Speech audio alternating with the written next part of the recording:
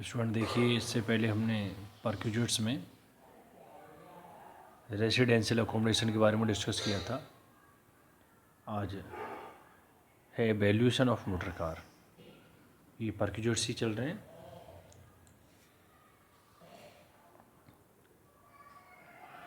देखिए, valuation of motor car में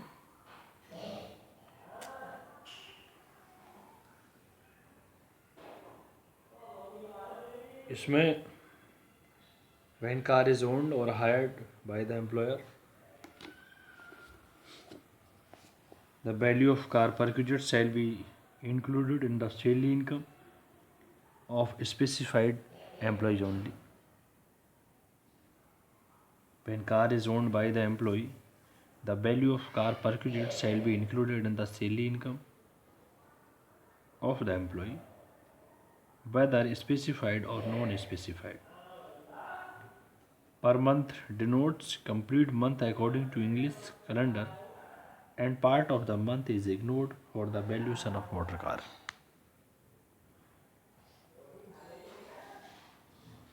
देखिए, वैल्यूएशन ऑफ मोटर कार में सबसे पहले इसकी कंडीशन आती है कार ओन्ड और हायर्ड बाय द एम्प्लॉयर, यानी कार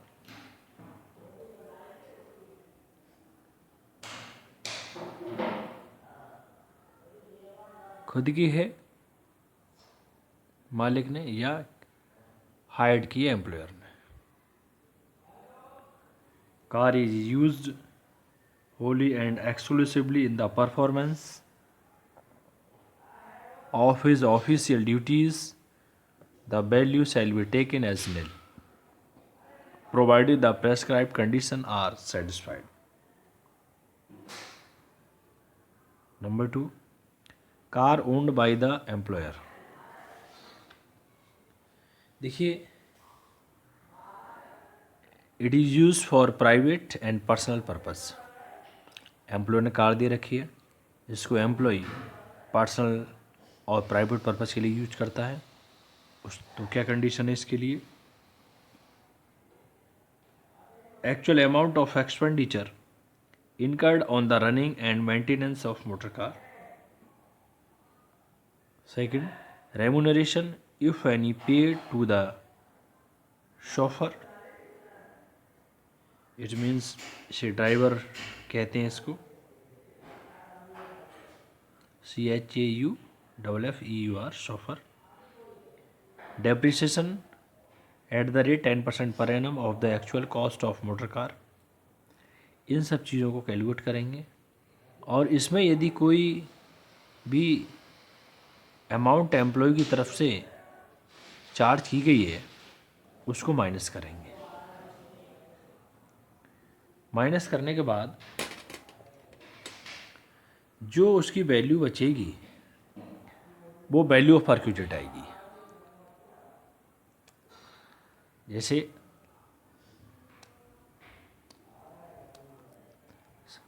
सबसे पहले running and maintenance of motor car का, फिर remuneration if any paid to the chauffeur, यानी ड्राइवर को सैलरी दी गई है, और 10% डेप्रिसिएशन एक्चुअल कॉस्ट का। इन चीज़ों को ऐड करने के बाद यदि एम्प्लॉय ने कुछ अपने पास से कुछ खर्चा किया है उसको माइनस कर देंगे। माइनस करने के बाद जो वैल्यू आएगी वो वैल्यू ऑफ परक्यूजेट आएगी। Number 3, car is taken on lease. Car is taken on lease, यदि कार को लीज पर लिया है तो देखिए इस कंडीशन में क्या करेंगे। फर्स्ट, अमाउंट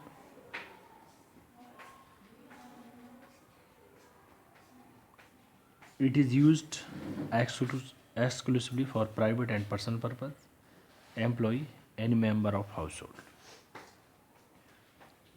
फिर इसमें नीचे लिख दिया है इसमें। देखिए, अमाउंट स्पेंड और running and maintenance of the car और रेम्यूनरेशन इफ एनी पे टू द शॉफर, यानी ड्राइवर को कोई भी रेम्यूनरेशन दिया जा रहा है वो। उन दोनों को ऐड करने के बाद यदि एम्प्लॉय ने अपनी तरफ से कुछ अमाउंट चार्ज की है उसको माइनस कर देंगे और माइनस करने के बाद जो बचेगा वो आएगा वैल्यू ऑफ परक्यूजेट। इसके बाद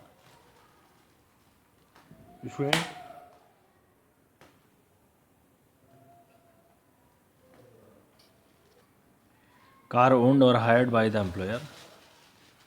नंबर 4, देखिए car use in partly in performance of the duties and the partly for the private purpose of employ और any member of household if the entire expenses of maintenance and running of the motor car are borne by the employer। यानी जो भी car के expenses हैं, उसके maintenance and running expenses हैं, यदि वो मालिक नियोक्ता द्वारा वहन किए जा रहे हैं तो इसकी क्या कंडीशन होगी। फर्स्ट, स्मॉल कार के लिए, यानी कि जिसकी इंजन की कैपेसिटी 1.6 लीटर से ज़्यादा नहीं हो, क्यूबिक कैपेसिटी, उसके लिए 1800 रुपये पर मंथ है, 1800 रुपीज़ पर मंथ। यदि लार्ज कार है, यानी कि उसकी 1.6 लीटर से उसकी इंजन की कैपेसिटी ज़्यादा दे रखी है, उस कार के लिए 2400 रुपये पर मंथ है। और यदि if shopper is also provided, यदि कोई ड्राइवर प्रोवाइडेड किया गया, उसकी ऐड कर लेंगे 900 रुपये पर मंथ के हिसाब से। ये इसका कब था, जब पूरे का पूरा खर्चा मालिक यानी नियोक्ता द्वारा, एम्प्लॉयर द्वारा वहन किया जाएगा तब।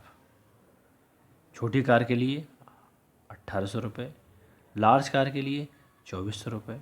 शॉफर के यही रहते हैं, चाहे कार बड़ी हो या चाहे कार छोटी, 900 रुपये per month, 900 rupees per month.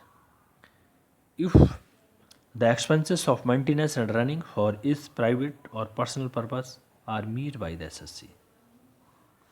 और यदि रनिंग एंड एक्सपेंसेस हैं, यदि एम्प्लॉय के द्वारा हैं, यानी एसएससी, यहाँ पर एसएससी एम्प्लॉय को कहा गया है। स्मॉल कार के लिए 600 है और लार्ज कार के लिए 900 रुपये पर मंथ, यानी पर्सनल पर्पज़ के लिए पूरे का पूरा का रनिंग एंड मेंटेनेंस एम्प्लॉय वहन कर रहा है। तो स्टूडेंट इसके बाद और शॉफर के लिए वही है, चाहे कार छोटी हो चाहे कार बड़ी हो। स्टूडेंट ये पूरी कंडीशन थी इसकी। अब इसके बाद देखिए बड़ी कार है, यदि पूरे का पूरा खर्चा मालिक द्वारा है तो बड़ी कार के लिए 1800 रुपये, छोटी कार के लिए 2400 रुपये। और यदि और शॉफर के 900 रुपीज़ पर मंथ है। और ख़र्चा यदि एसएससी द्वारा, एम्प्लॉय द्वारा किया जा रहा है पूरा रनिंग एंड मेंटेनेंस का, छोटी कार के लिए 600 रुपये और बड़ी कार के लिए 900 रुपये। शॉफर के भाई हैं 900 रुपीज़ पर मंथ। अब स्टूडेंट कहीं कहीं एम्प्लॉय एक कार से ज़्यादा कार को यूज करता है, तो where more than one motor car is owned by the hired by the employer and employee or any member of household is allowed the use of such motor cars otherwise than wholly and exclusively in the performance of duties.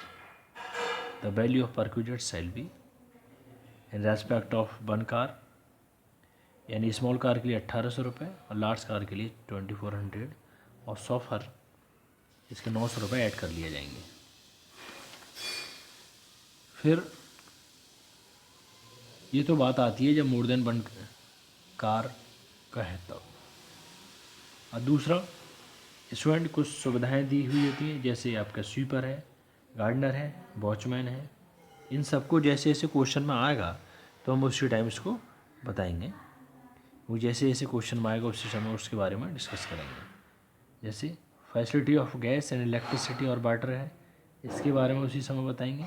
Education facility है, education facility के लिए,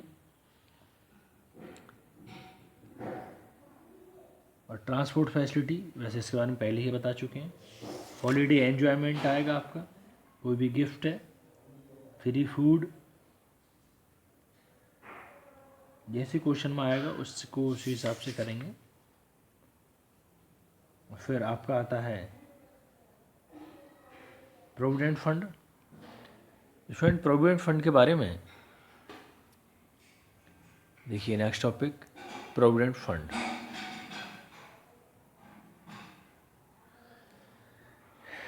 The word provident means to provide for the future. Hence, this fund is to provide for the future. This fund is created by an amount deducted from the salary of the employee every month. At a certain rate of the employer also makes his own contribution to his fund. This, these contributions are invested to earn interest, which is also created to the employee provident fund account. When an employee retires from his service, he receives this amount in lump sum along with the interest on it, and it is a great help to him at the time of। देखिए student, ये धीरे धीरे salary में से, किसी भी employ की salary में से कटता है, जितना उसकी सैलरी में से डिडक्ट होता है उसी परसेंट एम्प्लॉयर द्वारा होता है, उस पर बैंक द्वारा ब्याज दिया जाता है, और जब वो रिटायर होता है तो विद इंटरेस्ट उसको रिसीव होता है। इसके बाद यदि स्टूडेंट किसी कंडीशन में अनफॉर्चुनेटली एम्प्लॉई की मृत्यु हो जाती है, तो जो उसके लीगल एयर्स होते हैं या उसकी वाइफ, उसके चिल्ड्रन, उनको मिलता है। Provident fund are of 4 kinds. Number 1 statutory provident fund, number 2 recognised provident fund, 3 unrecognised provident fund, number 4 public provident fund. Student, अब स्टैट्यूटरी प्रोविडेंट फंड क्या है? देखिए, it is that part provident fund to which the Indian Provident Fund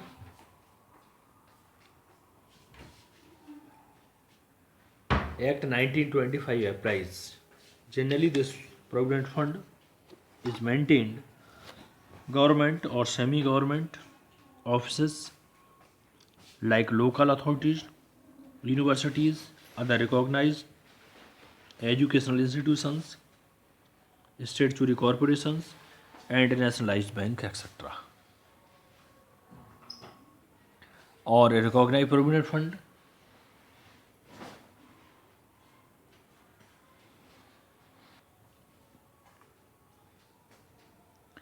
it is a fund to which the Provident Fund Act 1952 apply. There is one more alternative also. The fund which is not established under the EPF Act of 1952 has to be expressly recognized by the Chief Commissioner or Commissioner of Income Tax. Generally, this fund is maintained by the scheduled banks, factories, and several business houses. Thus, this fund is maintained by the private sector organization. Number 3, unrecognized provident fund. It is that provident fund which is neither statutory nor recognized. An institution or organization can maintain this fund. It is approved by the PF Commissioner but not by the Commissioner of Income Tax. This is maintained in private organization. Student, बाकी जो इसका number 4 public provident fund और ये approved super एनुएशन fund, इसके बारे में next lecture में discuss करेंगे। Thank you student.